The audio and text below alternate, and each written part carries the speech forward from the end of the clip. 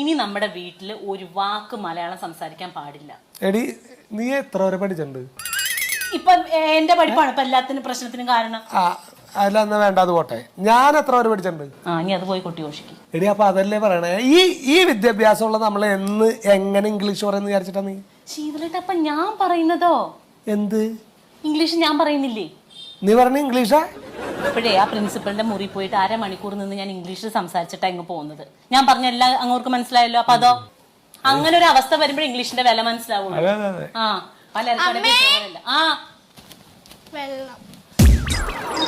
Shame, daughter, shame. I paid 1,000 rupees because you speak Malayalam. ദാഹിച്ചിട്ടവിടെ വെള്ളം കൊടുക്കടി. Stop this dirty Malayalam. If you again and again ask Malayalam, I will pull out your tongue.